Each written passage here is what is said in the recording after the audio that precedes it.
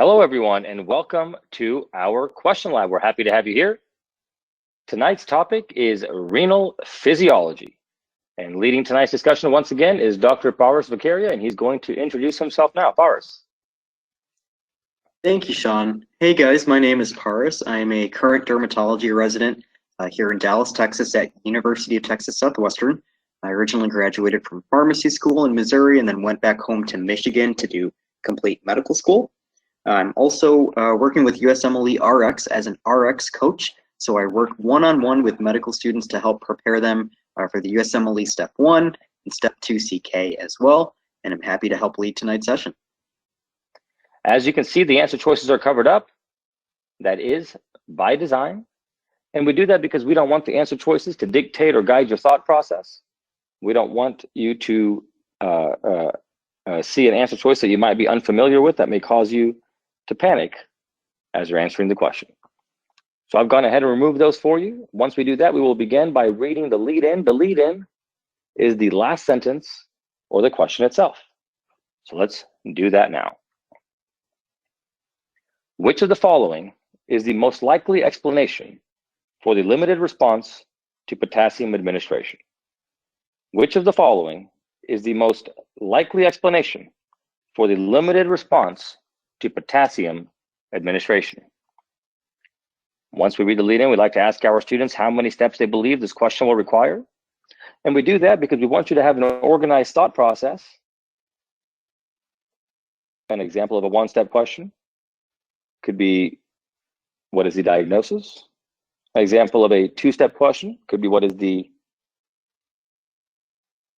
treatment for a diagnosis? And an example of a three-step question could be, what is the mechanism of action for a treatment for a certain diagnosis? So I'll give all of you a few moments here to let us know in the question box how many steps you believe this question will require. And then we'll go ahead and read that vignette. Excellent. I see the responses coming in. Now we read that lead in first because we want you to know what the test writer is asking, so that as you read the vignette like we're about to, you're able to go ahead and pick up on all those relevant clues and not have to reread that question and waste valuable time on test day. So here we go. A 45-year-old man is brought to the emergency department after losing consciousness. After he regains consciousness, he begins to experience tremors and delusions. There is no vomiting or diarrhea. Family members indicate that he has a long history of heavy alcohol use with multiple episodes of withdrawal. His potassium level is 2.9. The ECG shows U waves. After administration of potassium intravenously, the serum potassium level rises to 3.0. Which of the following is the most likely explanation for the limited response to potassium administration? I'll give all of you a few moments here to start thinking about the important clues in the vignette and lead-in as I hand it off to Paris. Paris. Thank you, Sean. So we are going to go ahead and show you what we think are the important clues in this vignette and the lead-in. Okay. So starting off with the vignette, 45-year-old man. You know, you're generally the first thing you're going to be given is demographics, and it's important to make note of that. Maybe not as important in this question, but generally most questions will give you a good sense of what diseases and processes should you be thinking about, okay? So then they tell us that he comes in because he lost consciousness, okay? They give us some other signs and symptoms. They give us some negative review of symptoms. That's always important to make note of when they tell you that. So there is no vomiting, no diarrhea, okay? And then they give us his potassium level. They give us an EKG, and then they said that they gave him potassium IV or intravenously, and the potassium rose from 2.9 to 3, okay? You can tell that's not a big jump. That's a limited response. So then they're asking, what's the explanation for that? What's the most likely explanation for that limited response to potassium administration, okay? So how many steps is this question? Well, one, you know, I think we need to figure out maybe what's going on with this patient, maybe what's the broader sense, the broader condition. And then 2, specifically from that, why could that be contributing to a low response or lack of a good response to giving potassium? So I think maybe a 2-step question here. So let's go ahead and take a look at the answer choices. And what you will see are 5 answer choices here, okay? And we recommend when going through the answer choices that you actually start at the bottom and that you work your way up to the top. So start with answer choice E and work your way up to the top to answer choice A. A lot of times we'll see students who will start at the top, they'll see something they like, and they'll select it without having gone through all the answer choices.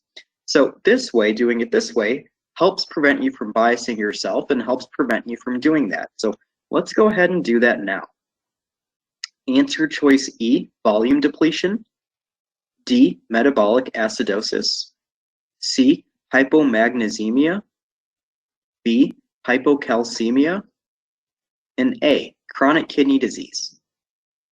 So we're going to go ahead and open up the poll. Go ahead and select what you think is the most likely explanation for the limited response to potassium administration, and we'll talk about it in just a few seconds. Excellent. And due to some technical difficulties here, we're going to go ahead and ask you to go ahead and respond in the question box and let us know what you believe the correct answer is. Our polls did not load for some reason. So please go ahead and respond in the question box and let us know what you believe the correct answer is. And then we'll go over the correct and incorrect answer choices.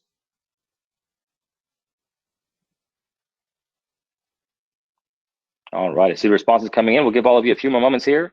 Remember that on test day, there is no penalty for guessing, so you should never leave a question blank. So if you're confused tonight, you're not sure what the answer is, don't worry. Take your best guess, and we'll go over everything here in just a moment. All right, I see responses coming in. I see a lot of people are selecting C and D. Looks like C might be the favorite. Let's take a look and see what the correct answer is. And the correct answer is indeed C, hypomagnesemia. So great job to those of you who picked it. For those of you who didn't, don't worry. We're going to have Paris explain it to us now. Paris. Thank you, Sean. Yeah, great job, guys. So this is answer choice C. So let's talk a little bit about what's going on. So this patient has a very low potassium, 2.9, okay? And then they gave him potassium supplementation, and furthermore, it was IV or intravenous, yet it only rose 0.1 milliequivalents per liter. That's not a very big jump. So what's going on? Well, the one thing they told us is that, they gave us some important social history. They spent a pretty long sentence, the question stem consists of a pretty long sentence saying that family members say that he's got a heavy alcohol use history, multiple episodes of withdrawal, okay? So I think, it's important to make note of that. That's probably contributing to this question. And in this case, that happens to be the case. So people who are heavy alcohol users are often hypomagnesemic or have low magnesium, either because of poor dietary intake or because of kidney dysfunction, okay, caused by alcohol. So they're, in that situation, excreting in the urine more magnesium. So these patients, either from bad dietary intake or from kidney dysfunction, have low magnesium, okay? Low magnesium can cause or worsen hypokalemia because you're causing renal potassium wasting, okay? So you're actually going to further cause more potassium wasting, okay? So to correct the hypokalemia, you also have to correct the hypomagnesemia.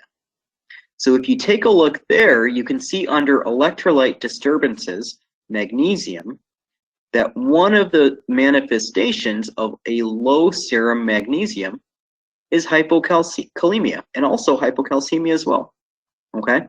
So when you have potassium that's low or calcium that's low, that's not responding to supplementation, always think, does this patient also have a low magnesium? Is that why it's not responding, okay? In our patient, that was the case. That's why it wasn't responding, okay? let's take a look at the other answer choices and talk about why those are incorrect, okay? So answer choice E, volume depletion. In volume depletion, you can get low potassium. However, we're told specifically there is no vomiting and no diarrhea. So some important pertinent negatives that we highlighted and made sure to take note of, okay?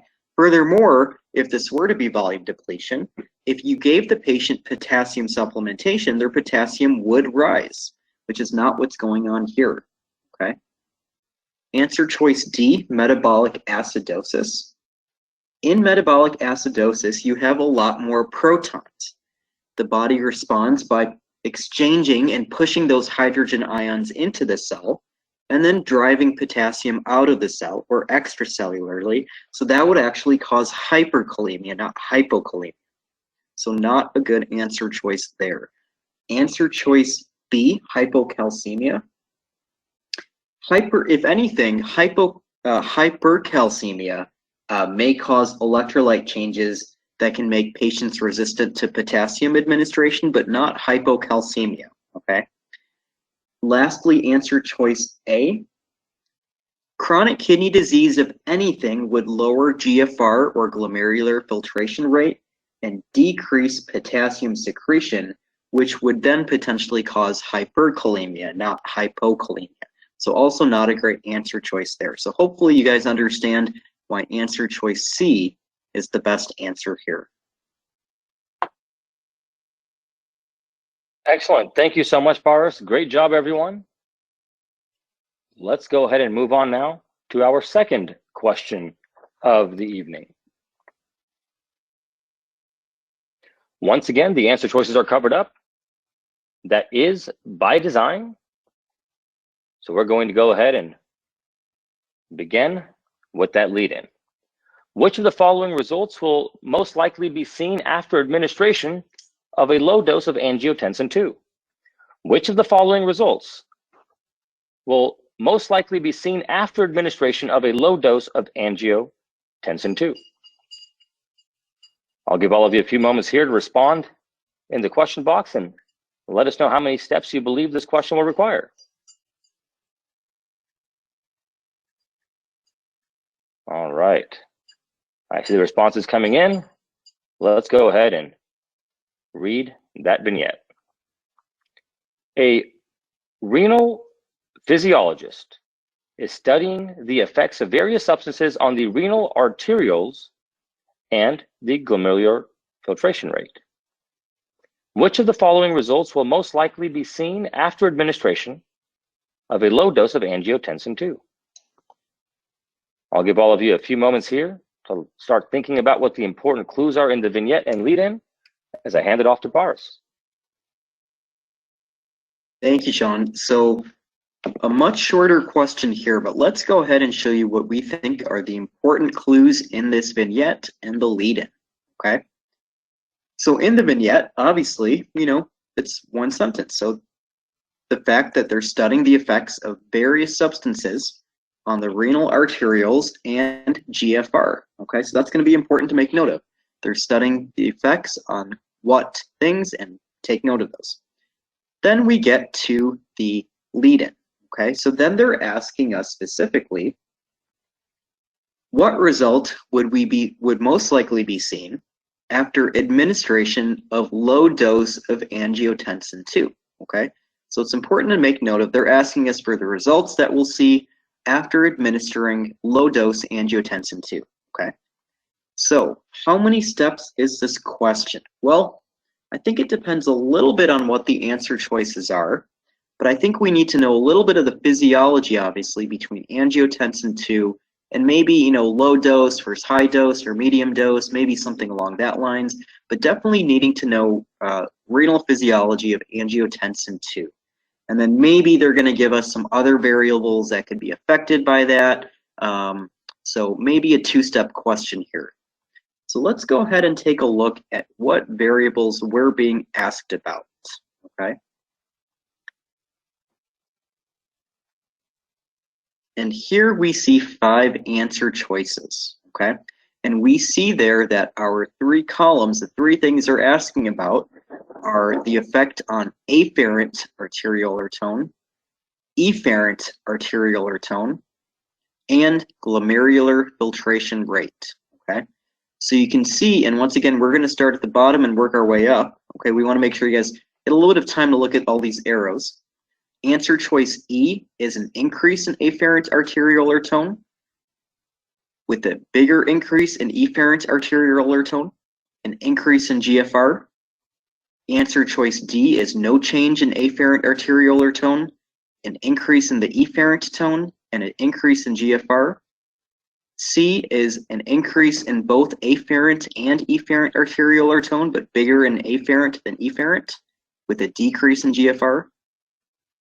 Answer choice B is a decrease in afferent arteriolar tone, no change in the efferent tone, and an increase in GFR.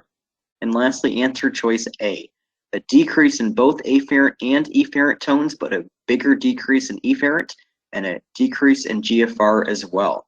Okay. So make sure you're getting a good look at those columns and those arrows. Okay.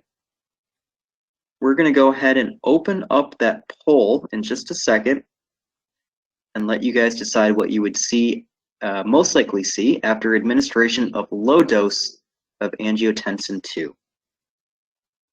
So once again, due to technical difficulties, we're going to have you just respond in the question box and let us know what you believe the correct answer is. So we'll give all of you a few moments here.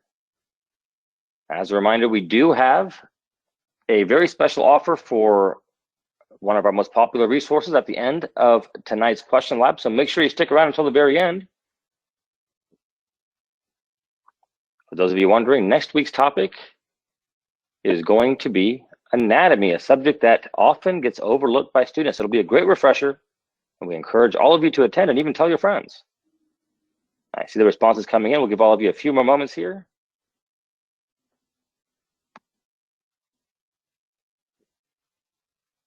Looks like D might be the front runner here so far.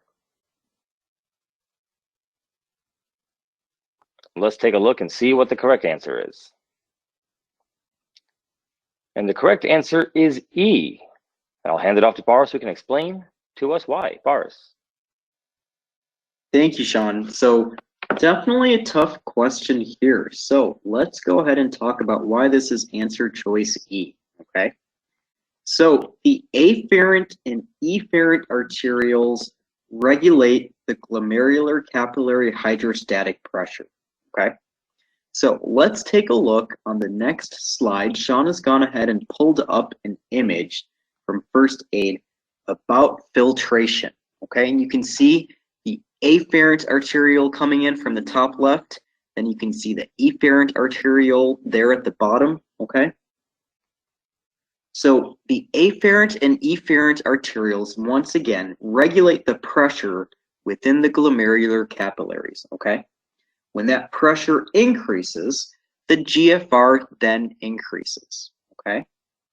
So if you increase the afferent arteriolar tone, that is lowering the hydrostatic pressure within the glomerular capillary, okay? Increasing efferent tone would increase the hydrostatic pressure in the glomerular capillary, okay? So what are we talking about with angiotensin? Well, you can see there at the very bottom, underneath what Sean highlighted of efferent arteriole, that angiotensin 2 preferentially constricts the efferent arteriole, okay? So at low doses, it does constrict both the afferent arteriole and the efferent arteriole, but preferentially more of the efferent arteriole, okay? So this is going to lead to an increase in the hydrostatic pressure within the glomerular capillaries, okay? When you have an increase in that hydrostatic pressure, as we just mentioned, you're going to have an increase in GFR, okay? So let's go ahead and take a look back at our table of answer choices. And you can see here that answer choice E fits with angiotensin 2. low dose of angiotensin 2. You do have an increase in afferent arteriolar tone, but it's not as big as the increase in efferent arteriolar tone. As a result, you do have more of essentially a little bit of a backup or increase in hydrostatic pressure in the glomerular capillary. So that is going to increase GFR, okay? In contrast, in case you're wondering, high doses of angiotensin 2 actually lead to a more intense afferent arteriolar tone. So in that way, you're going to have less hydrostatic pressure in the glomerular capillaries, and that'll drop GFR. So low dose of angiotensin 2 is more of an efferent arteriolar constriction, while higher doses is more of an afferent arteriolar constriction, okay? So the other answer choices, hopefully you can see how those are incorrect as we walk through the mechanism of what angiotensin 2 would do, okay? So make sure that you do keep that in mind, that renal physiology and glomerulus physiology is very important, and they do like to ask about it. But nice job on this question.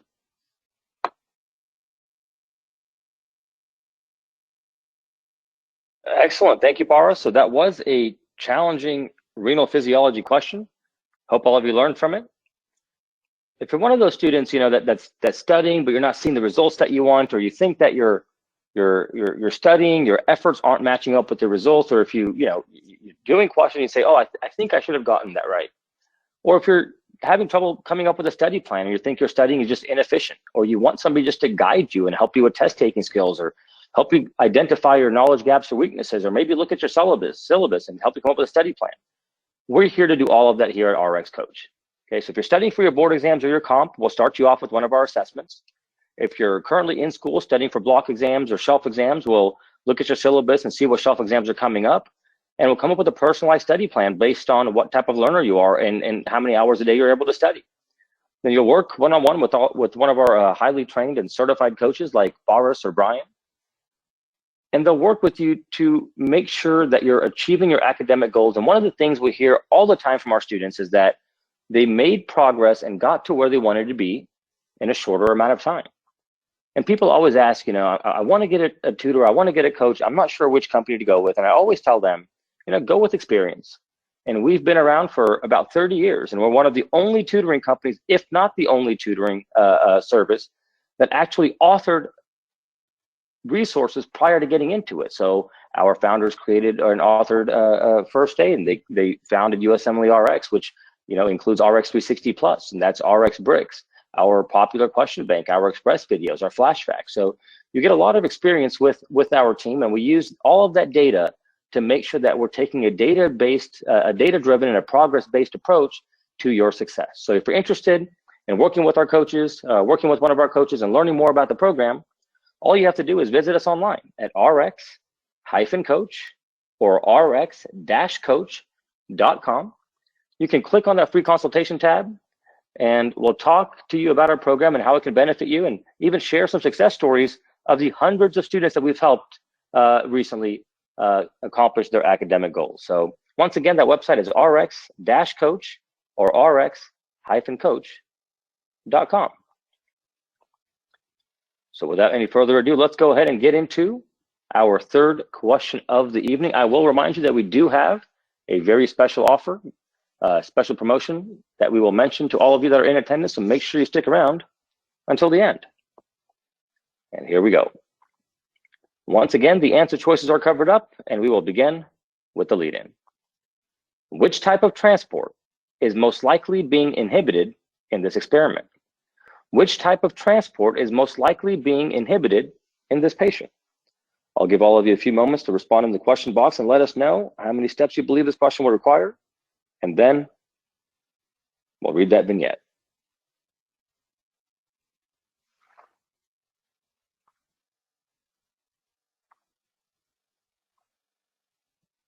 All right, I see some responses coming in.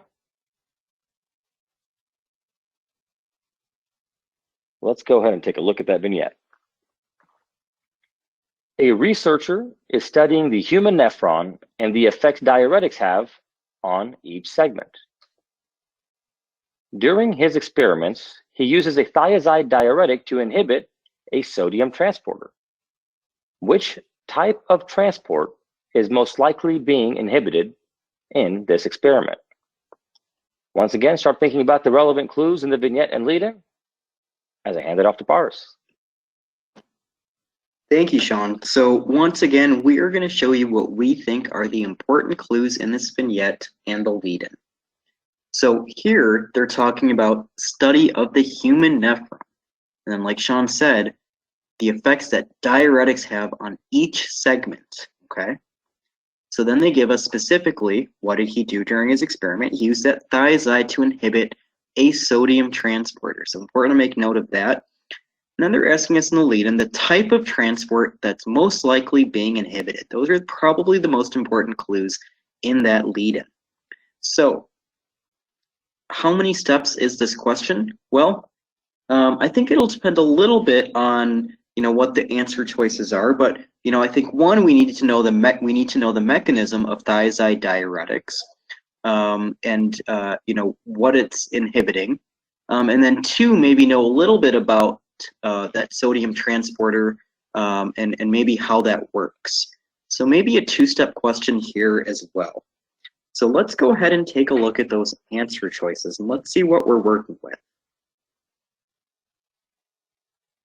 And so once again, we have 5 answer choices. And so you can see this kind of is getting specifically at the type of transport. So it's important, like we did, to highlight that because it's not asking about the channel specifically, but the specific type of transport. So let's go ahead and take a look at those answer choices now. Answer choice E, secondary active transport. D, primary active transport. C, facilitated diffusion. B, carrier protein. And A, antiporter. So we're going to go ahead and give you guys a couple seconds to think about this.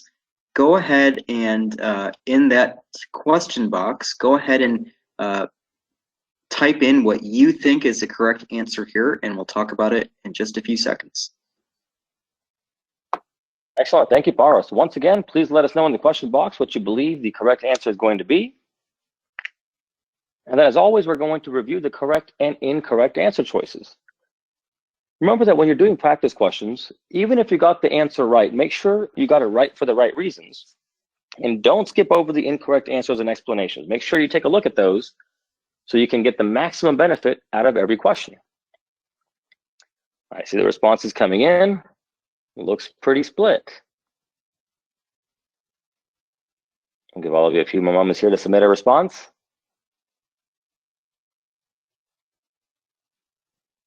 All right.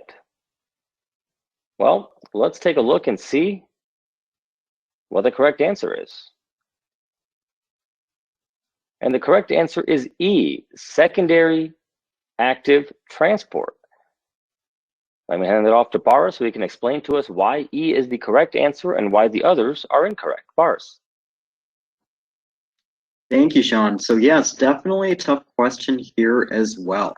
So what do we know about thiazides? Well, let's take a look at the next slide. Sean has gone ahead and pulled up a table from first aid, one of those nice, beautiful physiology renal images. So on that next slide with that on that image, you can see here where thiazides work. Okay, they work in the early distal convoluted tubule. Okay, and they inhibit the sodium chloride co-transporter. Okay, so this allows sodium and chloride to be reabsorbed from the lumen of the urine. Okay, into that cell, into the DCT cell. The sodium, as you can see there, it then exits the cell on the basolateral membrane through a sodium-potassium ATPase pump. Okay. The chloride is actually exiting through a chloride channel. Okay. So inhibition of this transporter by thiazides increases sodium chloride loss in the urine,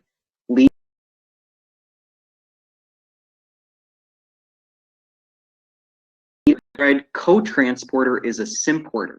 meaning it uses secondary active transport to move two molecules in the same direction across the membrane, okay?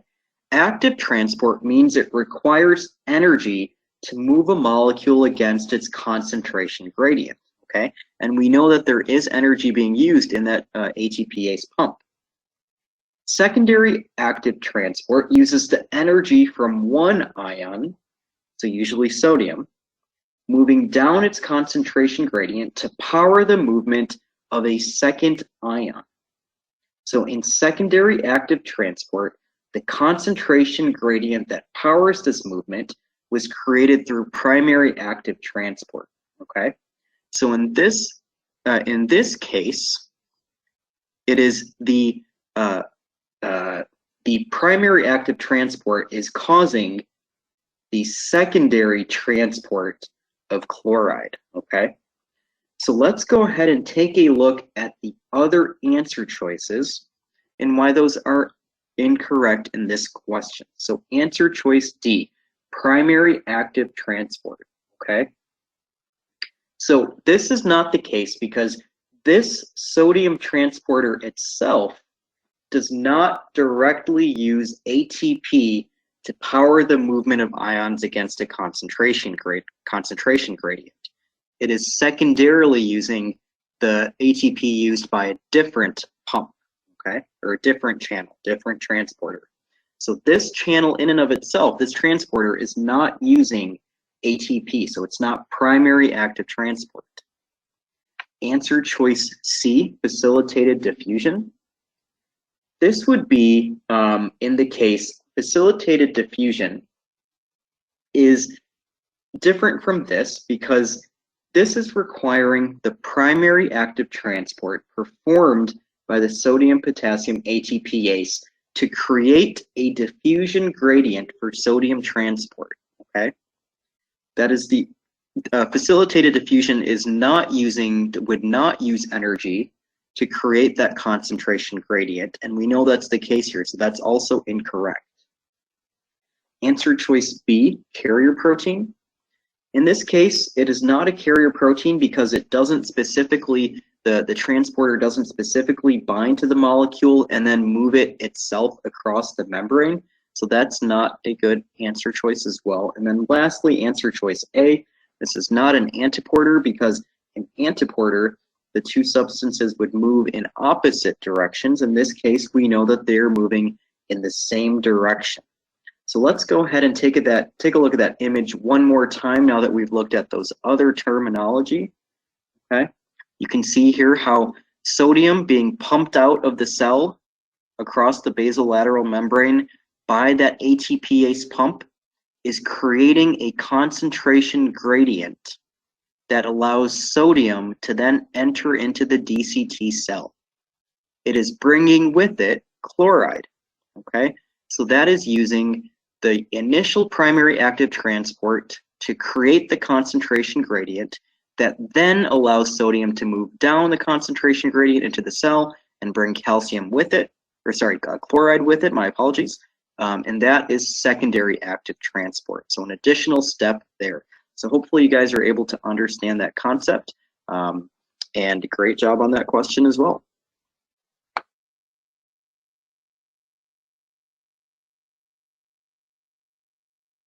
Excellent. Thank you, Paras. So once again, another challenging renal physiology question. Let's move on now to our last question of the evening on renal physiology. And then, of course, we will unveil our very special promotion to all of you here in attendance.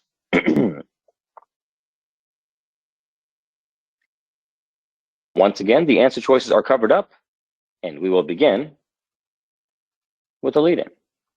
Which of the following is the most likely cause of these effects? Which of the following is the most likely cause of these effects? Once again, I'll give all of you a few moments here to respond in the question box and let us know how many steps you believe this question will require.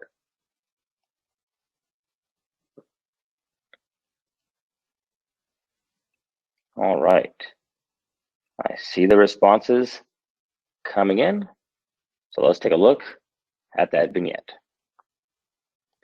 Researchers are studying different stimuli applied to a test animal to determine the effects on renal physiologic parameters. In one study, a maneuver leads to the following: decreased ability to concentrate the urine, no direct effect on collecting duct aquaporins, increased urine sodium excretion, and increased potassium excretion. Which of the following is the most likely cause of these effects? Paris. Thank you, Sean. So once again, we are going to go ahead and show you what we think are the important clues in the vignette and the lead-in. So we've done that a few times now. This is our 4th time doing that. So hopefully you guys are kind of getting a sense of what we think are important clues to highlight and what's not important to highlight, so that when you go back and take a look at that question, you've kind of highlighted really what's important, okay? And you can save time when you go back and look at it as well, okay? So let's take a look at this question. So they're asking about, applying stimuli to a test animal, okay, to determine the effects on renal physiology. They did a maneuver and it led to 4 different things, okay? So they're giving us 4 important clues there. Definitely make note of it. Definitely we're going to have to tie those in together, okay? So then they're asking us the most likely cause of these effects. So how many steps is this question? Well, I think we need to figure out exactly, maybe what is this maneuver that led to that? We're going to have to kind of tie in all these different things to come up with an answer choice of, what that maneuver could be. So I think this is a one-step question, but I think it's going to require a lot of thinking to get to that one step, okay? So let's go ahead and take a look at those answer choices and see what we're working with. Answer choice E, reduced posterior pituitary ADH release. D, inhibition of ascending loop of Henle ion transport. C, downregulation of V2 vasopressin receptors. B, angiotensin II administration. And A, aldosterone inhibition. So make sure you take a good look again at those 4 clues that they gave us, okay, that the maneuver led to. Then make sure you're also getting a good look at the answer choices and see which one of those was most likely to cause the effects that they listed in that vignette, okay? So once again, we're going to give you all a few seconds to take another look at this. Go ahead and post in the question box what you think is the most likely correct answer, and then we'll talk about it in just a few seconds. Excellent. Thank you, Paro. So once again, we'll give all of you a few moments here to respond in the question box and let us know what you think the correct answer is. Remember, even if you find a question challenging and you're unsure of your answer, never leave a question blank. So if tonight you're unsure, don't worry, take your best guess. We're all here to learn. Next week's topic, for those of you who are asking, is renal physiology. Sorry, that's this week's topic. Next week's topic is anatomy. My apologies.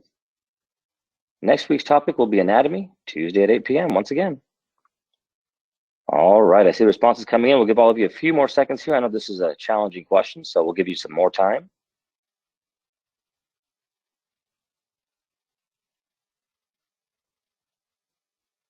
All right, well, let's take a look and see what the correct answer is. And the correct answer is D, inhibition of ascending loop of Henle ion transport. I see some of you selected that answer, but it definitely was not the #1 choice. So let's take a listen to Paris and see what he has to teach us. Paris. Thank you, Sean. Yeah, definitely a tough question here, okay? So what's going on here? Well, they gave us 4 important clues, okay? So first off, decreased ability to concentrate the urine, okay? So in general, the ability to concentrate urine relies on 2 things. 1, that hyperosmolar interstitial gradient that's created by the loop of Henle. And then 2, antidiuretic hormone, okay? So keeping those things in mind, we then will see that this maneuver actually has no direct effect on collecting duct aquaporins, okay? We know that ADH's effect is to insert aquaporins into that cell membrane, but then we're told it's not a maneuver, okay? So of the two ways to concentrate urine, one is via ADH, two is that generation of that hyperosmolar interstitium by the loop of Henle. It's probably the latter one. It's probably not ADH because they said that there's no effect on aquaporins in the collecting duct, okay? They then also tell them that there's increased excretion in the urine of sodium and potassium. So hopefully you guys are thinking that maybe this is a diuretic, okay? And do we know of any diuretics that work in the loop of Henle? The loop diuretics, such as furosemide, okay? So we'll go ahead and take a look at the next slide. Sean has gone ahead and pulled up another one of those nice images from first aid, okay? And in this case, we're looking at the thick ascending limb, okay? You can see there at the very bottom that it reabsorbs sodium, potassium, and chloride. It indirectly induces reabsorption of magnesium and calcium, okay? And it helps create that interstitial gradient and that interstitial concentration gradient that helps concentrate urine, okay? You see there that loop diuretics inhibit that sodium potassium 2 chloride transporter, okay? So this would increase sodium excretion, it would increase potassium excretion. It has no effect on collecting duct aquaporins, unlike ADH.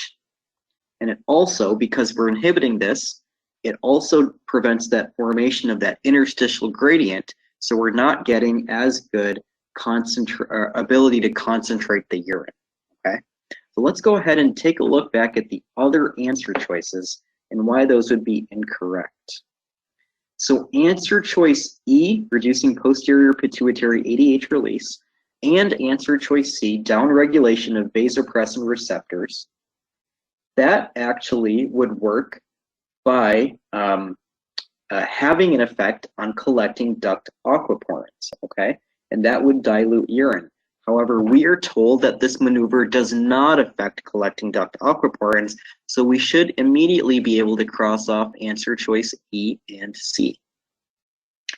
Lastly, angiotensin II administration and inhibition of aldosterone do not have any direct effect on urinary dilution or concentration.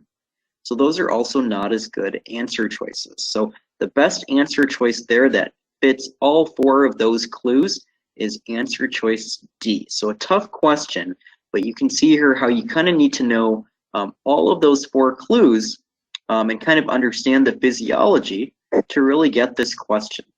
Great job tonight. I know we had some tough questions, but some good examples of step one questions. And I will pass it back to you, Sean. Excellent. Thank you, Paros. Yes, definitely some tough questions this evening, but renal physiology is a tough topic. If you want to review these questions on your own time and take a deeper dive, here are the QIDs.